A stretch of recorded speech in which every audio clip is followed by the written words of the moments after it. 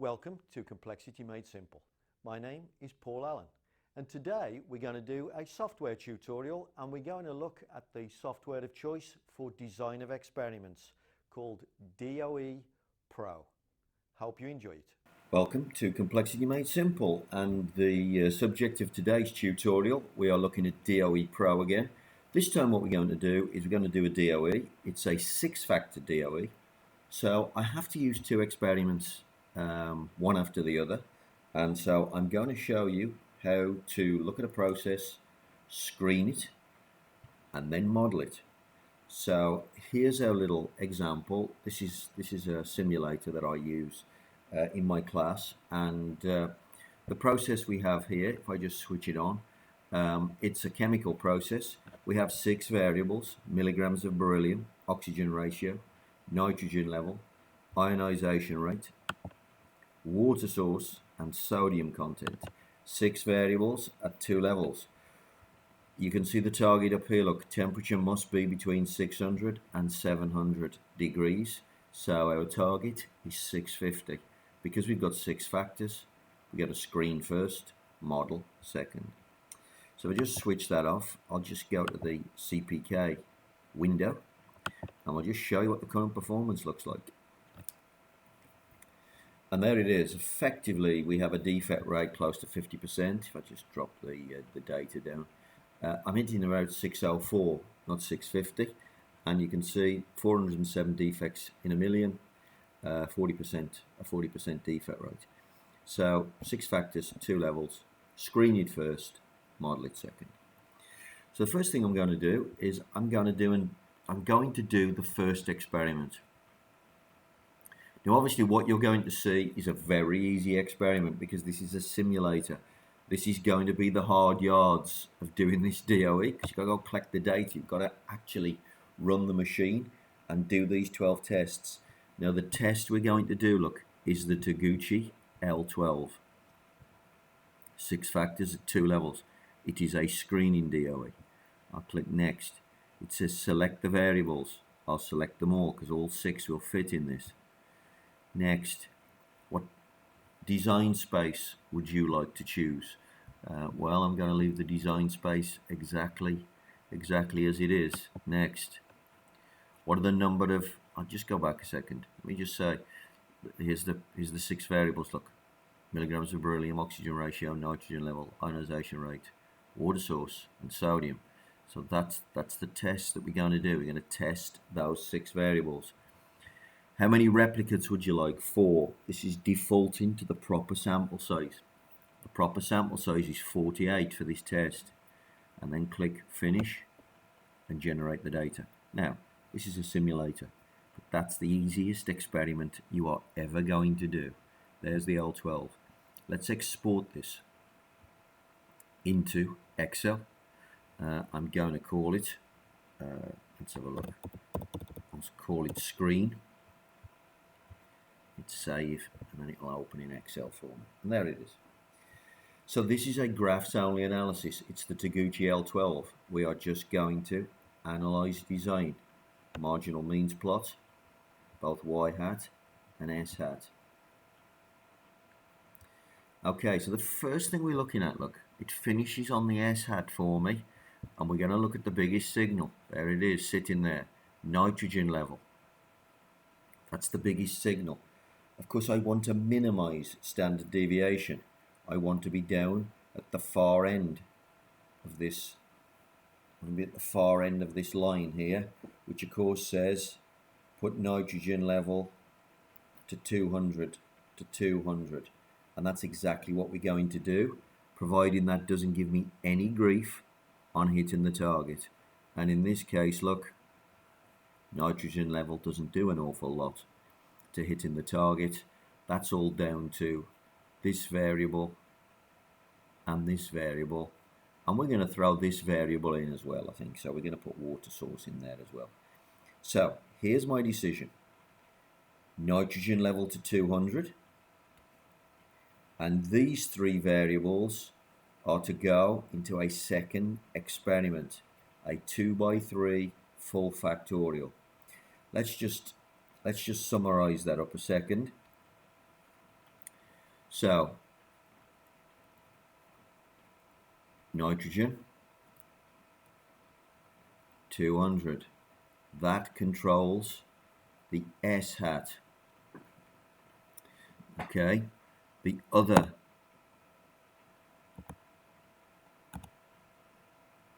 let's keep that. It's going to remind me what the others were. Then we've got ionization, water, and sodium are the others. So the second experiment, ionization is going to be in the test, water source will be in the test, NaCl will be in the test. These will go into a 2x3 full factorial modeling DOE. Now, before we jump in and do that test, of course, there's two variables we haven't yet considered. Let's go back and look at them. And that's the first two. Milligrams of beryllium and oxygen ratio. Now I have to set them somewhere. I can't just ignore them. I must be conscious of all the variables all the time. This is very important. These variables don't do much, but they do enough that they could blow me off course. They're making an effect of about 25, 30 points there. So I get this wrong, I would be off target by 40, 50 points, which I already am off target by that amount. So I've got to be careful here. Now what I'm going to choose to do, you could choose to put them to the cheapest. That would be a natural place to put them. Personally, what I'm going to do, because when we looked at the previous diagram, my results were low, I'm going to set these two to their high level. So I'm going to go 20 on the beryllium, 10 on the oxygen ratio, because I think I just might need their help to get up towards the top end of the result. So 20 and 10. So let's write that down on my sheet because that's important. So milligrams of beryllium will be at 20.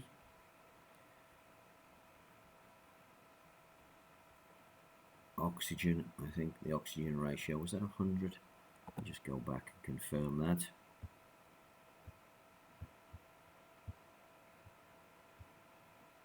No, 10, not 100.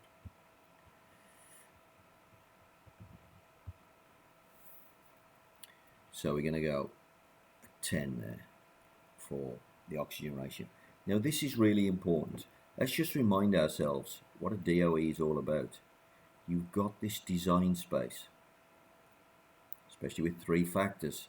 It's a three-dimensional shape. You're going to test at the 8 corner points when you do a 2x3 full factorial. So we're going to have ionization rate tested. We're going to have water source tested. We're going to have NaCl tested. Okay, so we've done that. But in order for this to work, the box has to be, as far as possible, fixed in space. If you allow this box to move backwards and forwards because other variables are being moved around, don't expect this box to hit the target.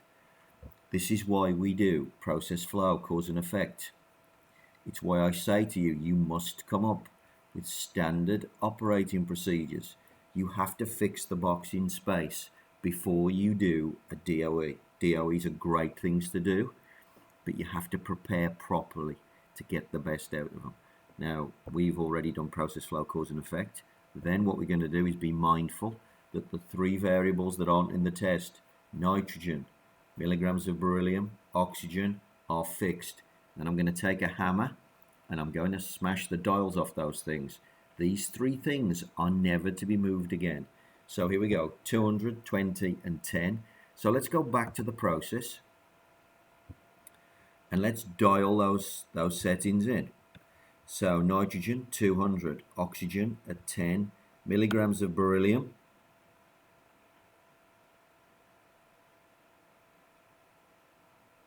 down to 20. Now what I've effectively done, of course, I've set these two to suit my ability to hit the target. I've set this one to control my standard deviation. And now I'm ready to do the second experiment. So I'm going to go back to the machine, back to DOE. There it is, look, 3-factor full factorial. Next, it says, okay, select the 3 variables. They're the 3. It will leave the other 3 alone when it does this experiment. They've been locked off. Next, 5 replicates this time. Finish, and here is the results. And again, that's the easiest experiment you're ever going to do. That would normally take you a couple of days maybe to physically go and collect the data on a machine. But with a simulator like this, obviously I can do that very quickly. Now I'm going to export this.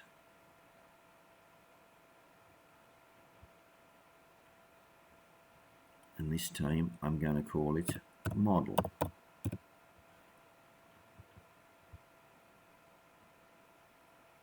Okay, now there it is. Now before I do the analysis, if you remember, 650 was the target, wasn't it? So good question to ask. Has my process been somewhere? Have I pushed my process around? Well, look at this. You've been up 720, so you've been well above the target, no problem. You've been to 700 again here, no problem. Then you've been to 200. So the process got pushed around because we pulled on the 3 big variables in this system. That's all you're trying to do when you screen. You are just trying to identify could be 2 variables, by the way, but bully the process like this, push it around so that you can make it land anywhere. Could be 3 variables, could be 4 variables, could be 5 variables. Anything that gives you the ability to do a modeling DOE. Okay, so in this case, I picked 3 variables because that was all I needed in order to make this thing hit the target. Now what I'm going to do is analyze design. I'm going to go straight to regression because I've already seen the graphs. Okay, so I'm not going to bother with the S-hat model. The reason I'm not going to bother with the S-hat model, I've already isolated the factor that drove standard deviation. The likelihood is nothing will turn out to be important if I look at that S model. So I'm going to go now. Let's have a look. Let's take the BC interaction out of here first. Let's regress this down. Out it comes. Then the AB interaction's got to go. The p-value, look, is 0.6. It's got to go. That's what I'm looking at all the time. I'm looking at the p-value. Black p-values typically have to go. Red ones have to stay. I'm going to do the interactions first.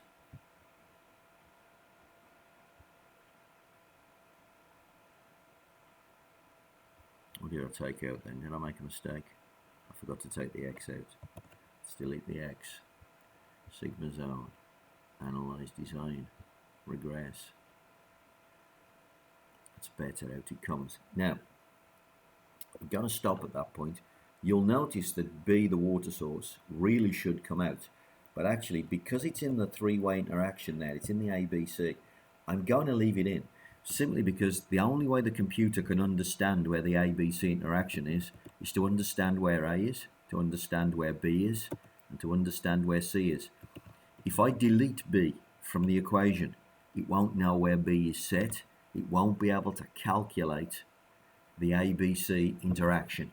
So it has to stay. So that's known as the rule of hierarchy. I'm going to leave it in.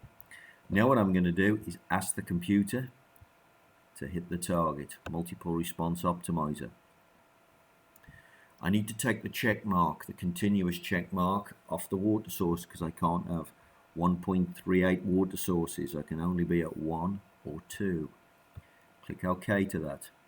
I'm going to click through the next one, which is about optimizing CPK. Now what I'm going to do is go equals to, put the target in, 650, add constraint, optimize.